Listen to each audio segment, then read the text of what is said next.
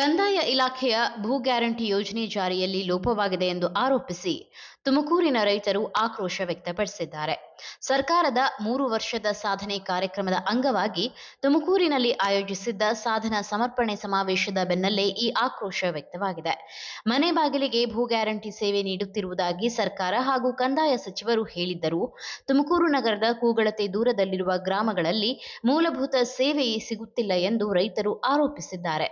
ಕಚೇರಿಗಳಿಗೆ ಅಲೆದಾಡಿದರೂ ಪೋಡಿ ದುರಸ್ತಿ ಸೇರಿದಂತೆ ಅಗತ್ಯ ದಾಖಲೆ ಕಾರ್ಯಗಳು ಆಗುತ್ತಿಲ್ಲ ಎಂದು ಅವರು ದೂರಿದ್ದಾರೆ.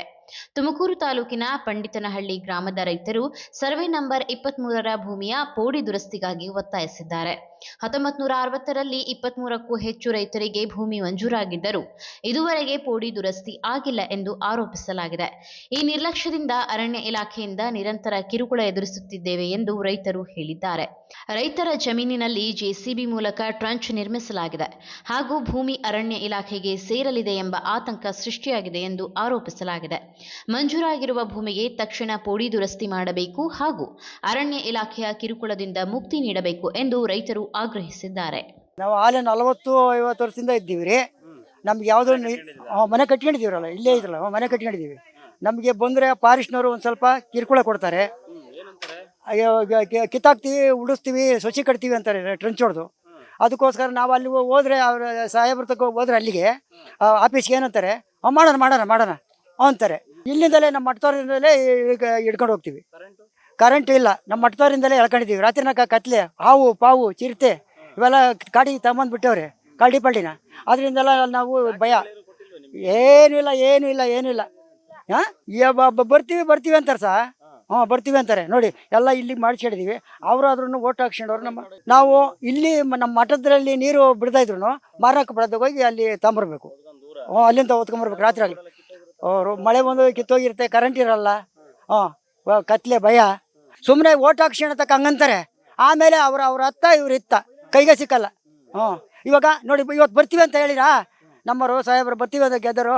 ಇವತ್ತೇನೋ ಬೆಂಗಳೂರು ಮೀಟಿಂಗ್ ಐತೆ ಅಂತ ಹೋಗ್ಬಿಟ್ರು, ಕ್ಯಾನ್ಸಲ್. ನಾವೆಲ್ಲ ಜನಗಳು ಬಂದು ಕೂಲಿ ಮಾಡ್ಕೊಂತಿದ್ರು. ಕೂಲಿ ಮಾಡಿದ್ರೆ ಉಂಟು ಮಕ್ಕಳು ಸಾಕಕ್ಕೆ. ಇಲ್ಲಿ ನೀವೇ ನೋಡಿರಲ್ಲ, ಇನ್ನೆಲ್ಲಿ ನಾವು ಅದನ್ನು ಕಿತ್ಕೊಂಡ್ರೆ ನಮ್ಮ ಮಕ್ಳು ಮರಿ ಸಾಕಕ್ಕೆ ಆಗಲ್ಲ. ಇವಾಗ ಅವ್ರ ಮನೆಗಳು ಇಲ್ಲ, ನಮ್ಗೆ ಕರೆಂಟ್ ಇಲ್ಲ ವ್ಯವಸ್ಥೆ ಅಂತ ಹೇಳ್ತಾರಲ್ಲ. ರಾಜಕೀಯ ವ್ಯಕ್ತಿಗಳು ದೊಡ್ಡ ಬಿಗ್ ಅರಮನೆಗಳು ಕಟ್ಟಿಸ್ಕೊಂಡಿದ್ದಾರೆ. ನಾವ್ ಅಲ್ಲೋಗಿ ದಂಡು ಹೊಡ್ಬೇಕು, ಅಷ್ಟ್ ಬಿಟ್ರೆ ಇನ್ನೇನು ಆಗೋದಿಲ್ಲ. ಇವ್ರು ಬಂದಾಗೆಲ್ಲ ಬರೀ ಒಂದೊಂದ್ ಕಾರಣ ಹೇಳ್ಕೊಂಡು ಹೋಗ್ತಾ ಇದಾರೆ ಹೊರ್ತು ಯಾವ್ದನ್ನು ಮಾಡ್ತಾ ಇಲ್ಲ. ಕುಡಿಯೋ ನೀರ್ ಅದೇ ಅಲ್ಲಿಗೆ ಹೋಗ್ಬೇಕು, ಇರೋದು ಇಲ್ಲಿ ಬರ್ಬೇಕು, ಅಷ್ಟ್ ಬಿಟ್ರೆ.